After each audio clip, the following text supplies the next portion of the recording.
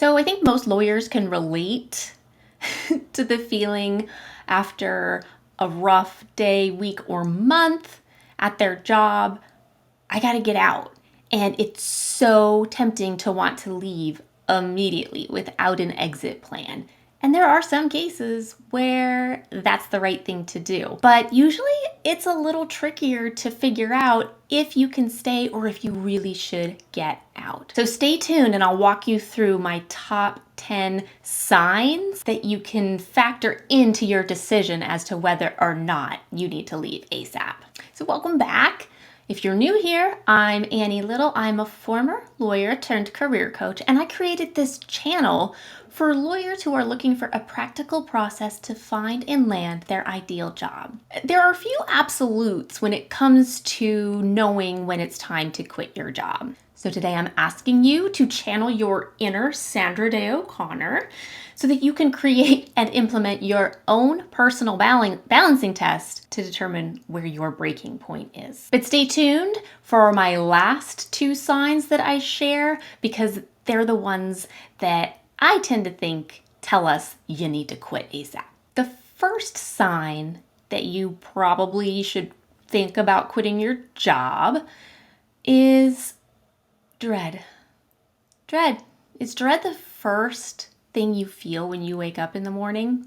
It's a really common experience for many lawyers. So if this is something that you've experienced on and off, or maybe it's been more prolonged, you are in good company. This doesn't mean you should quit your job tomorrow. What I would love for you to do is to explore what's at the root of your dread. Is it the type of work you're doing? Is it certain people at your job? Is it your boss? A great way for doing this is to get yourself a journal or just pieces of paper to write down on, or like an app on your phone. But the point being, when you wake up and you feel that sense of dread, write down what you're feeling and why. One thing that might surprise you is how often that you're feeling this way. And when you have a written record of it, it can be very eye-opening. Sign number 2 that you may want to be leaving your job soon.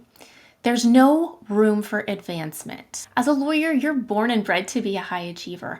So if you're in a job where they take away those opportunities for you to earn those proverbial gold stars, it can be demoralizing. And what this can look like is people being promoted over you, getting taken off partner track if that's something that you had wanted to do, or maybe you're just being taken for granted. So if that's the situation you find yourself in, you're probably noticing that you're not really able to do your best work in that kind of environment.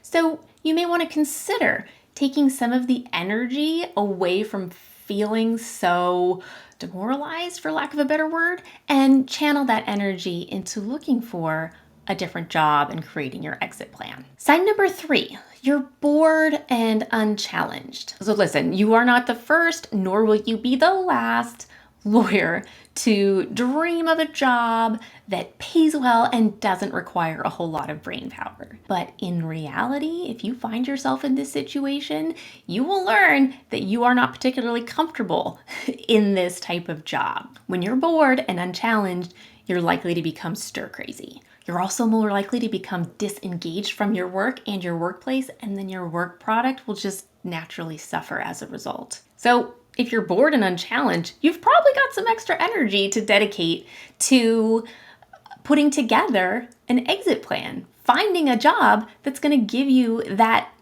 right level of challenge for you without overwhelming you. Sign number 4, you have zero support or mentorship. When interviewing for jobs, you're probably familiar with the phrase, "Oh yeah, we have an open door policy." But what you may find in some jobs is that an open door policy doesn't really translate into an open minds, open hearts policy. This is especially true for women and BIPOC who find themselves just naturally on the outside of the old boys club that is the legal profession. And it's really no secret that if you want to move up in an organization, that you're gonna have a much higher chance of doing that if you've got somebody who can take you under their wing and guide you up the ladder. So if you're unable to get that kind of support despite asking for it or being promised that, that can be a really big sign that you may want to find a job elsewhere where they're going to invest in your future, because this is leading to the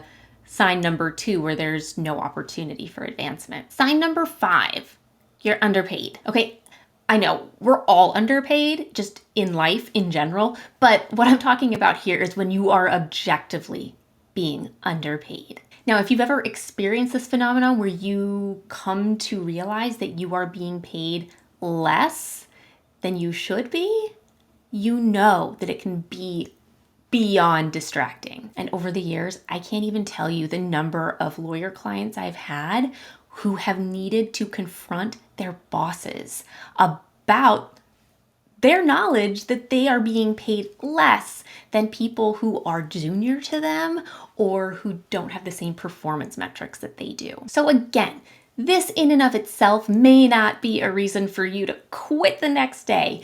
Instead, put it into your Sandra Day O'Connor balancing test. See how it fits with the other signs that you may be seeing or not. Decide what's your breaking point. Sign number 6, your health is suffering. Unfortunately, this is something that I see with virtually everybody that I work with, and I remember what it was like when I was a practicing lawyer as well. It's really challenging to maintain your mental, emotional, and physical health while you're working such a demanding job. When I'm talking about your mental health, I'm talking about things like experiencing anxiety or depression or even substance abuse. Regardless of whether or not you decide to leave your job because you want to reclaim your mental health, please reach out to a mental health professional to get the support that you deserve. You do not have to feel this way, and you can get relief as soon as possible. In terms of your emotional well-being, think about how connected you are to other people in your life, like your family, your friends, your partner. How's your self-confidence? Lawyers tend to have a surprisingly low level of self-confidence, but if you really find yourself feeling like you're worthless or you don't have anything to offer, your emotional health is suffering. And in terms of your physical health, think about if you're experiencing more migraines than you normally would. Is infertility becoming an issue? That was certainly something that affected me when I was a practicing lawyer. High blood pressure is a really common one. Those are just some things that I'm drawing your attention to so that you can factor those in to your decisions. But for some people, these things in and of themselves can be enough to realize, okay, this job is causing these health problems and I gotta get out ASAP. Sign number 7 is that you don't have any kind of work-life balance. And that term work-life balance is a little, I don't know, problematic isn't the right word, but for purposes of this video, it means you are skewed way more towards work than you are towards life. What this can look like is that no matter how much you're billing in your job is giving you the message that it's still not enough. This can look like your friends and family commenting on how you're not really present when you're with them because you're always thinking about work, or you're on call checking your phone all the time. You're never unplugged from work. You're constantly exhausted. And here's the thing, both work and your life are going to suffer if you don't unplug once in a while. And if your job isn't allowing for you to get the rest and rejuvenation that your mind and body need, that's a pretty big factor to take into consideration in terms of how soon you may want to find a new job. Sign number 8, all you do is complain about your job. Okay, and this isn't designed to make you feel attacked. I personally believe in the healing catharsis of the occasional work bitching sesh, but the key to this sign is noticing when it moves from occasional bitching to constant bitching. And you might start to notice this when you hear your friends and family commenting on how all you do is complain, or okay, you're complaining and not doing anything about it. Why don't you just quit? But what tends to be underneath this constant compulsion to complain about your job or really anything is kind of like a deep-seated resentment.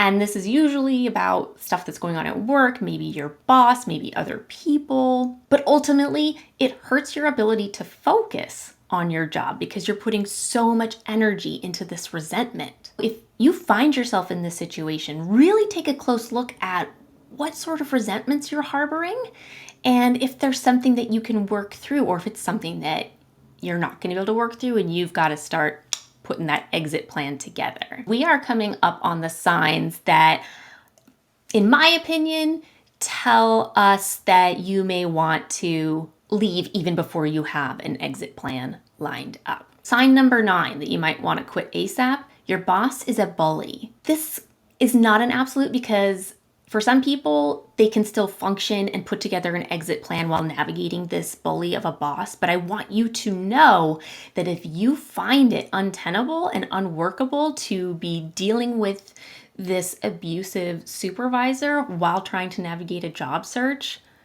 you may just need to get out. So I use the term bully. Some people might say abusive boss, toxic boss, use whatever term works best for you. But here's what I'm really talking about when I say that your boss is a bully.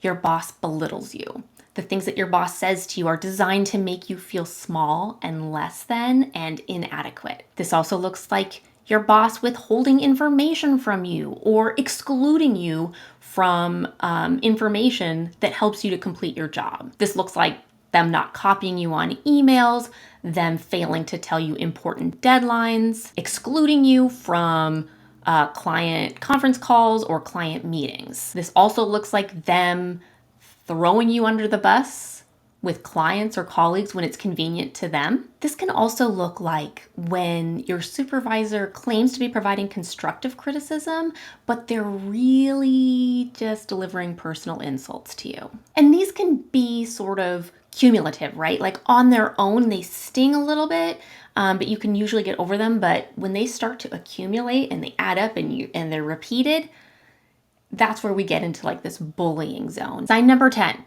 unethical conduct. This is one situation where I would tell you, get out today. And I know that feels really scary if you don't have something else lined up and you need the money and you need the job. But hear me out. I promise you, it's going to feel much scarier when your law license is in jeopardy because you are seen as a participant in the unethical conduct of your boss or your greater organization. Basically, anything that your professional responsibility professor would get fired up about, those are the things that should be setting off your personal ethics alarms, and you should really get out as soon as possible.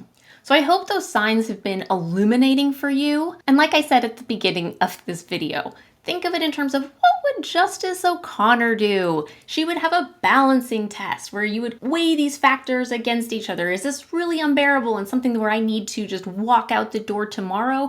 Or is this something where it feels unbearable and it's awful and I know I want to quit, but I'm going to put an exit plan in place first. So if you find yourself in a situation where you are ready to create your exit plan and find a better job, check out my free masterclass, 3 simple strategies for uncovering any lawyer's transferable skills. And that's going to help you communicate the value of your experience and skills to a new and better employer so we can get you out of this crappy job.